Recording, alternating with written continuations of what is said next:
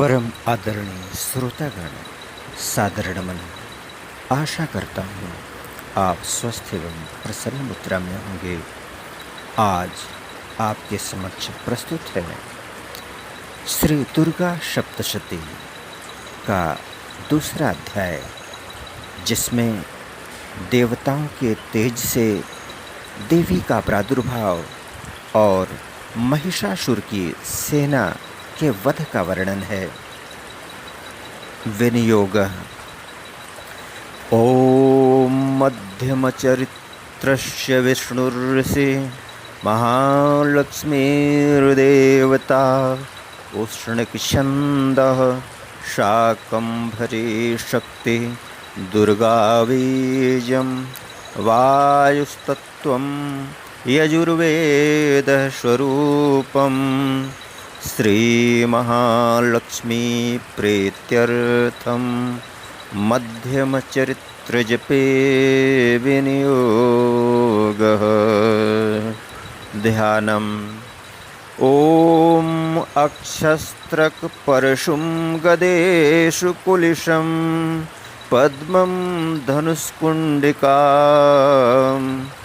दण्डं शक्तिमस्यं च चर्म जलजं घण्टां सुराभाजनं शूलं पाशसुदर्शने च दधतीं हस्तैः प्रसन्नानां सेवे सैरिव मर्दिनीं महालक्ष्मीं सरोजस्थिताम्।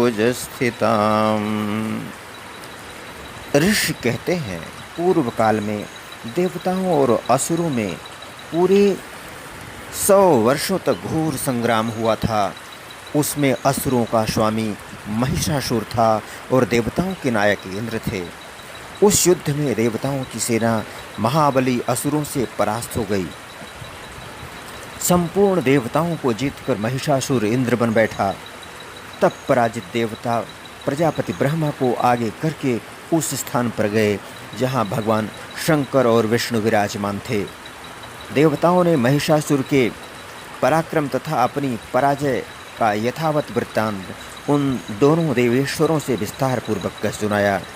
वे बोले, भगवान महिषासुर सूर्य, इंद्र, अग्नि, वायु, चंद्रमा, यम, वरुण तथा अन्य देवताओं के भी अधिकार छीनकर स्वयं ही सबका अधिष्ठाता बन बैठा है। उस दुरात्मा महिष ने समस्त देवताओं को स्वर्ग से निकाल दिया है। अब वे मनुष्यों की भांति पृथ्वी पर विचरते हैं। दैत्यों की यह सारी करतूत हमने आप लोगों से कह सुनाई। अब हम आपकी ही शरण में आए हैं।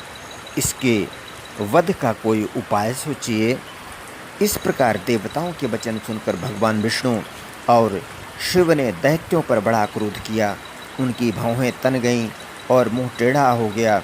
तब अत्यंत कोप में भरे हुए चक्रपाणि श्री विष्णु के मुख से एक महान तेज प्रकट हुआ। इसी प्रकार ब्रह्मा, शंकर तथा इंद्र आदि अन्यान्य देवताओं के शरीर से भी बड़ा भारी तेज निकला। वह सब मिलकर एक हो गया। महान तेज का वह पुंज जाज्वल्यमान पर्वत सा जान पड़ा। देवताओं ने देखा, वहाँ उसकी ज्वालाएं संपूर्ण दिशाओं में व्याप्त हो रही थीं। संपूर्ण देवताओं के शरीर से प्रकट हुए उस तेज की कहीं तुलना नहीं थी। एकत्रित होने पर वह एक नारी के रूप में परिणित हो गया और अपने प्रकाश से तीनों लोकों में व्याप्त जान पड़ा। भगवान शंकर का जो तेज था, उससे उस देवी का मुख प्रकट हुआ। यमराज के तेज से उसके सिर में बाल निकल आए। श्री विष्णु भगवान के तेज से उसकी भुजाएं उत्पन्न हुई।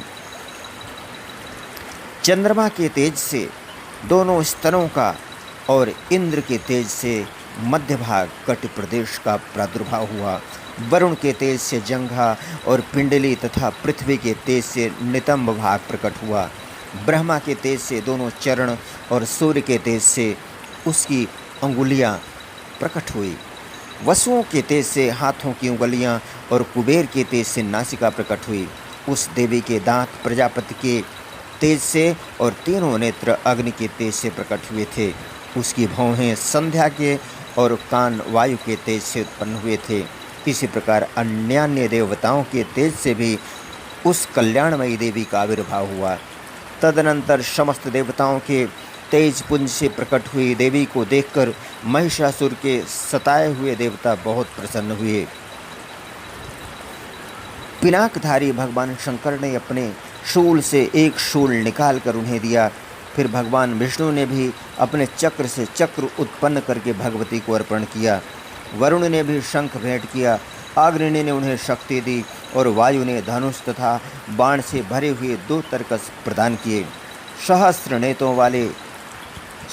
नेत्रों वाले देवराज इंद्र ने अपने वज्र से वज्र उत्पन्न करके दिया और ऐरावत हाथी से उतार कर एक घंटा भी प्रदान किया।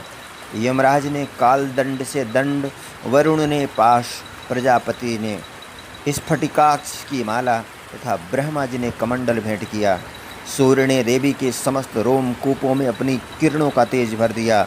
काल ने उन्हें चमकती हुई ढाल और तलवार दी। क्षीर समुद्र ने उज्ज्वल हार तथा कभी जीर्ण न होने वाले 2 दिव्य वस्त्र भेंट किए।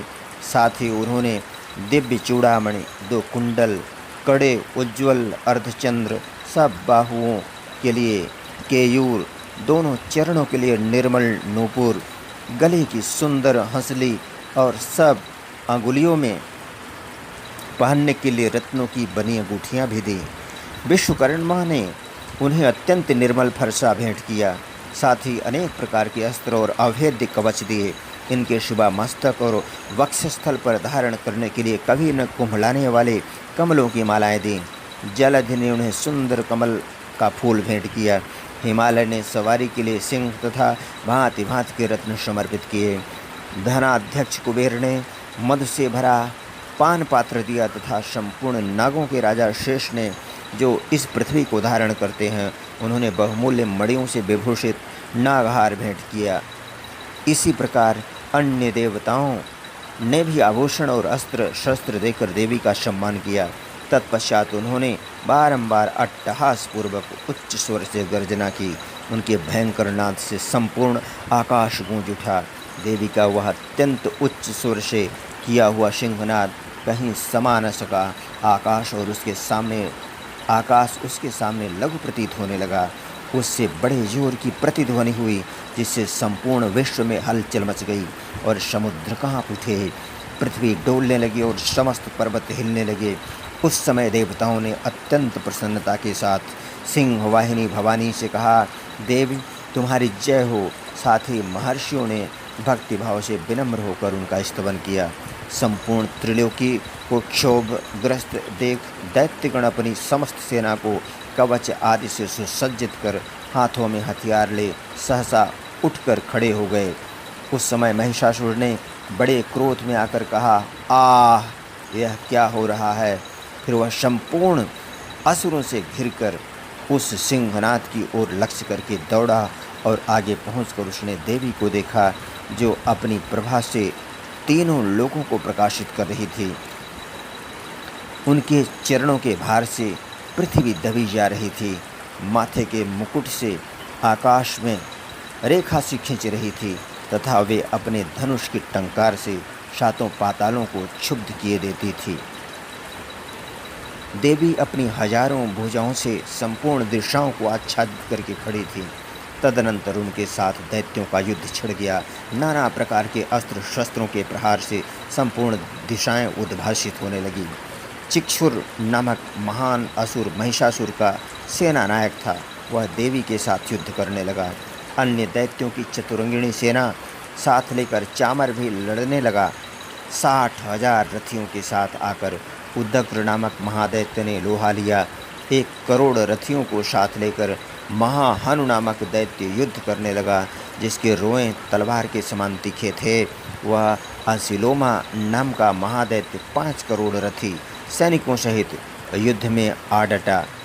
60 लाख रथियों से घिरा हुआ बास्कल नामक दैत्य भी उस युद्ध भूमि में लड़ने लगा। परिवारित नामक राक्षस हाथी सवार और घुड़सवारों के अनेक दलों तथा 1 करोड़ हाथियों की सेना लेकर युद्ध करने लगा। बिडाल नामक दैत्य 5 अरब रथियों से घिरकर लोहा लेने लगा। इनके अतिरिक्त और भी हजारों महादैत्य रथ और हाथी और घोड़ों की सेना लेकर वहां देवी के साथ युद्ध करने लगे। स्वयं महिषासुर उस रणभूमि में कोटि कोटि सहस्त्र रथ, हाथी और घोड़ों की सेना से घिरा हुआ खड़ा था। वे दैत्य देवी के साथ तोमर, भिंदीपाल, शक्ति, मूसल, खड्ग, परश और पट्टिश आदि अस्त्र शस्त्रों का प्रहार करते हुए युद्ध कर रहे थे। कुछ दैत्यों ने उन पर शक्ति का प्रहार किया, कुछ लोगों ने पाश फेंके तथा कुछ दूसरे दैत्यों ने खड्ग प्रहार करके देवी को मार डालने का उद्योग किया। देवी ने भी क्रोध में भरकर खेल खेल में ही अपने अस्त्र शस्त्रों की वर्षा करके दैत्यों के वे समस्त अस्त्र शस्त्र काट डाले। उनके मुख पर परिश्रम या थकावट का रंच मात्र भी चिन्ह नहीं था। देवता और ऋषि उनकी स्तुति करते थे और वे भगवती परमेश्वरी दैत्यों के शरीरों पर अस्त्र शस्त्रों की वर्षा करती रहीं। देवी का वाहन सिंह भी क्रोध में भरकर गर्दन के बालों को हिलाता हुआ असुरों की सेना में इस प्रकार विचरने लगा, मानो वनों में दावा नल फैल रहा हो।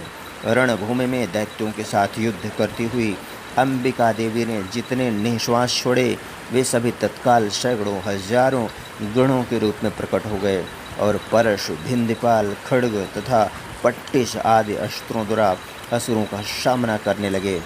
देवी की शक्ति से बढ़े हुए वे गण असुरों का नाश करते हुए नगाड़ा और शंख आदि बाजे बजाने लगे। उस संग्राम महोत्सव में कितने ही गण मृदंग बजा रहे थे। तदनंतर देवी ने त्रिशूल से, गदा से और शक्ति की वर्षा से और खड्ग आदि से सैकड़ों महादैत्यों का संहार कर डाला। कितनों को घंटे के भयंकर नाद से मूर्छित करके मार गिराया। बहुतेरे दैत्यों को पाश से बांधकर धरती पर घसीटा। कितने ही दैत्य उनकी तीखी तलवार की मार से 2-2 टुकड़े हो गए। कितने ही गदा की चोट से घायल हो धरती पर सो गए। कितने ही मूसल की मार से अत्यंत आहत होकर रक्त वमन करने लगे। कुछ दैत्य शूल से छाती फट जाने के कारण पृथ्वी पर ढेर हो गए।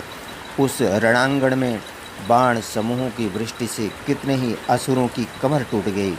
बाज की तरह झपटने वाले देव पीड़क दैत्यगण अपने प्राणों से हाथ धोने लगे। किन्हीं की बाहें छिन्न भिन्न हो गई, कितनों की गर्दनें कट गईं। कितने ही दैत्यों के मस्तक कट कट कर गिरने लगे। कुछ लोगों के शरीर मध्य भाग में ही विदीर्ण हो गए। कितने ही महादैत्य जांघें कट जाने से पृथ्वी पर गिर पड़े। कितनों को ही देवी ने एक बाँह, एक पैर और एक नेत्र वाले करके 2 टुकड़ों में चीर डाला। कितने ही दैत्य मस्तक कट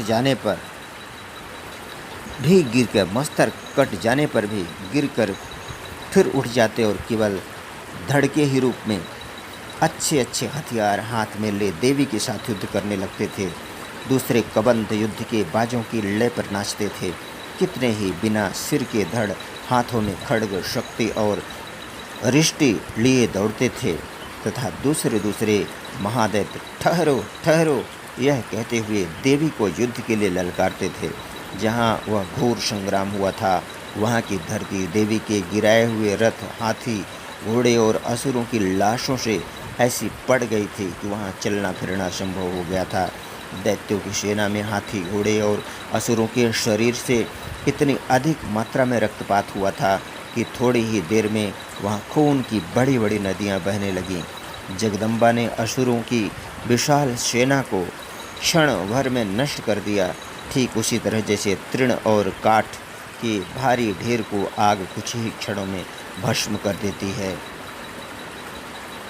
और वह सिंह भी गर्दन के बालों को हिला हिलाकर जोर जोर से गर्जना करता हुआ दैत्यों के शरीरों से मानो उनके प्राण चुने लेता था। वहाँ देवी के गणों ने भी उन महादैत्यों के साथ ऐसा युद्ध किया जिससे आकाश में खड़े हुए देवतागण उन पर बहुत संतुष्ट हुए और फूल बरसाने लगे। इत श्री मार्कंडे पुराणे सावर्ण के मन्वंतरी देवी महात्म्ये महिषासुरशरण्यवधो नाम 2य अध्यायः।